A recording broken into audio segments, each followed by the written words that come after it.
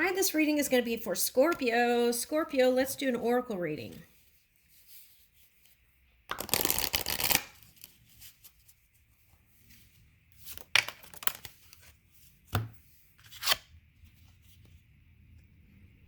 Baba Yaga.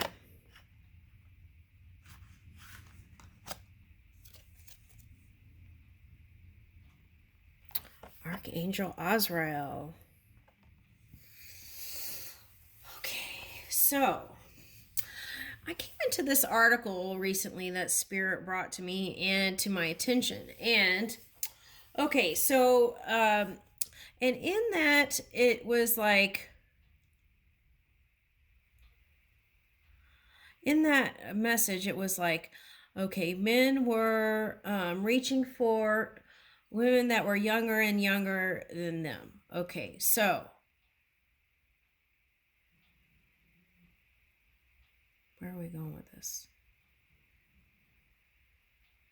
Okay, so I feel like the message here is when it comes to love, there are no limitations or boundaries. Okay, so if you're only, let's say you're only looking for a woman that is in her 20s, right? Okay, and you're like 50. Okay, so then you might broaden your horizon by having ageless thoughts, right? About who that person has to be, because love is not the same thing as preference. And I feel like that's been a big message. Okay. All right, now with that said, let's read these two cards.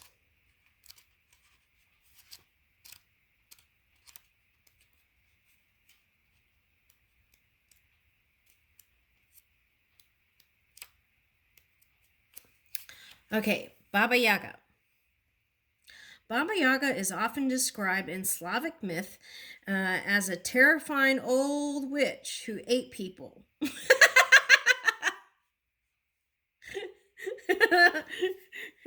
Okay. All right. But in spiritual circles, we know and understand the duality of her nature.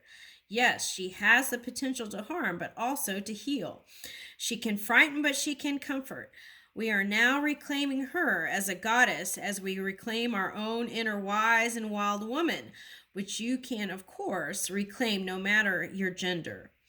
For centuries now, witch has been used as a hurtful, hateful expression to describe usually a woman.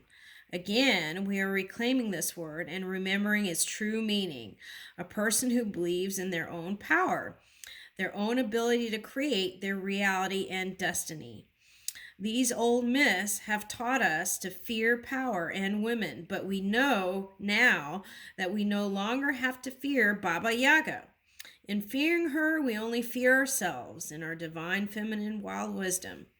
Opening your arms to Baba Yaga is reclaiming our divine feminine power, our sovereignty, our right to choose our own path, and the power and the blessings of aging. Whew. All right. The Oracle. Reclaim your divine power. Work with both shadow and light, aligning. Follow your own wild and wonderful path. Ooh. Okay. Love and relationships. Connect with the older people in your life and listen to their wisdom. Connect with those younger and share your wisdom. Work. No matter what job you have, even if you land your dream job, there will always be parts of you that don't like. Okay. Parts of it you don't like.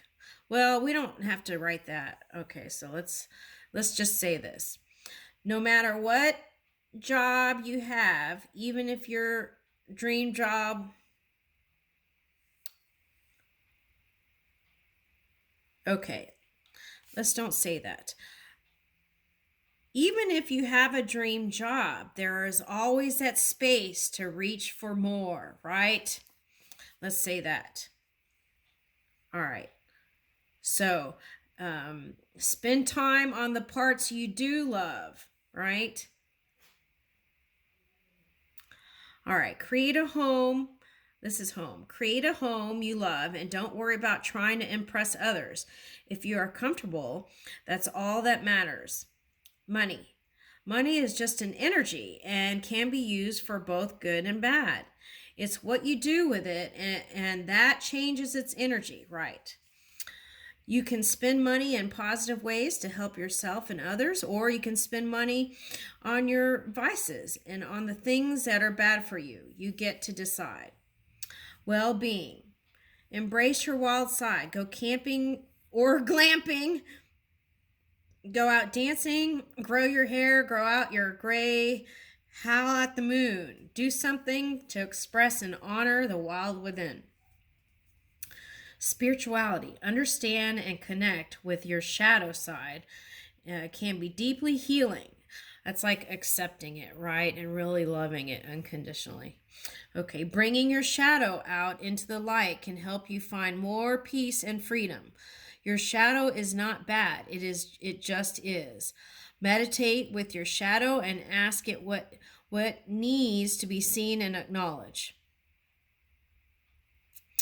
Connect with your inner wild woman. Explore the duality of your nature and see if you need to align anything there. Okay. Just do you sometimes, not let things get to you. Reclaim your power, reclaim the word witch, healing the witch wound, be in touch with your feminism, fortune telling, and aging. Okay. Embody the energy of Baba Yaga by not giving a hoot what others say about you and how you live your life. Owning both your light and dark. Owning your power, embracing and loving your shadow, but still living in light. Giving yourself permission to go off grid and reconnect with the wildness of nature. Embrace and being grateful for the aging process. Okay, 14.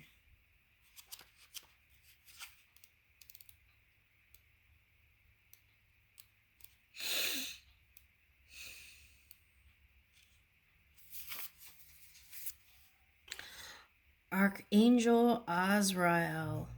Key words.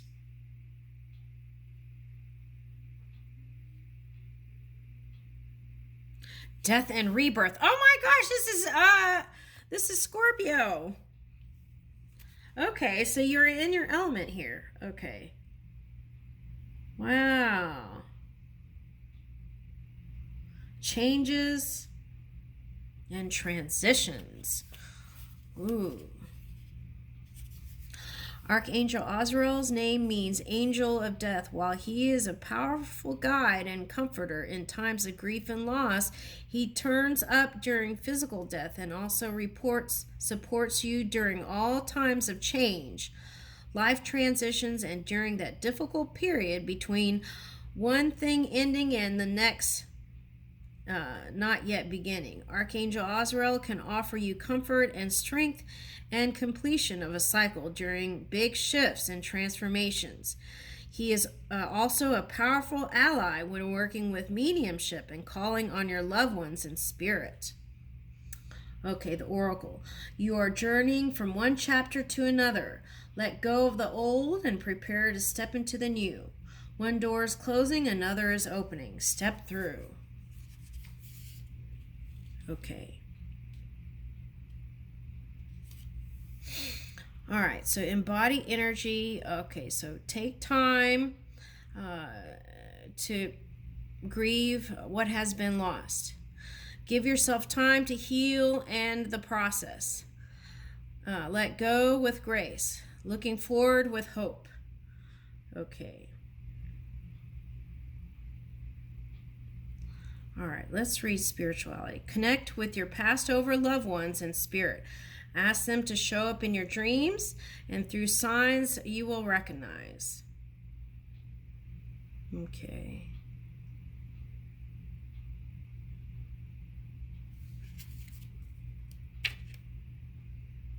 Love and relationships. Take time to grieve for those you have lost through death, divorce, breakup, falling out, or simply growing apart. Let go and release relationships and people that you know are no longer meant for you in your path at this time. Okay. All right, so I feel like I need to get a moon card here.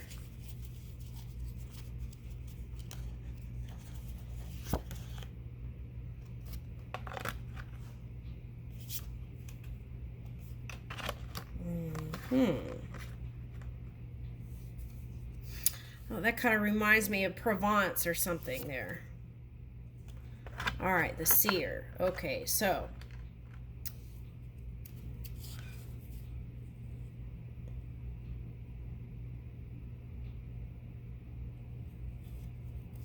what's in this moon here? Looks like ancestors. Okay.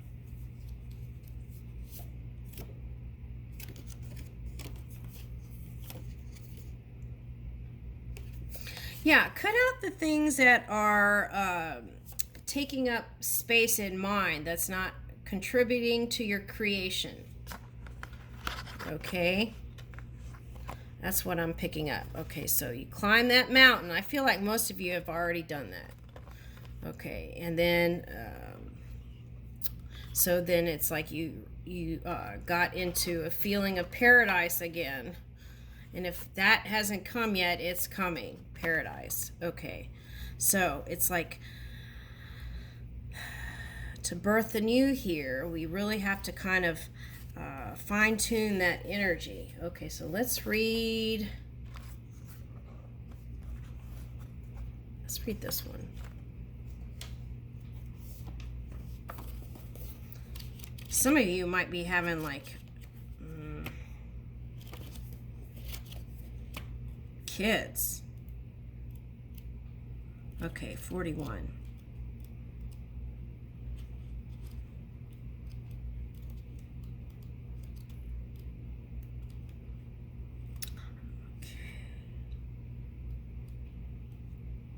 Also, when I see this car, I always think of yoga, right? The tree pose. So if you do yoga, maybe that might be doing some yoga there. Might be helpful too. Okay, 41.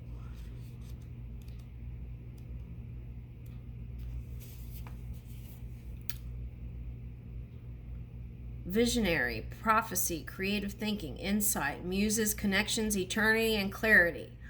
Okay, the seer holds profound wisdom and knowledge. As the lunar nomad, she has traveled the many spheres of existence, both physical and metaphysical.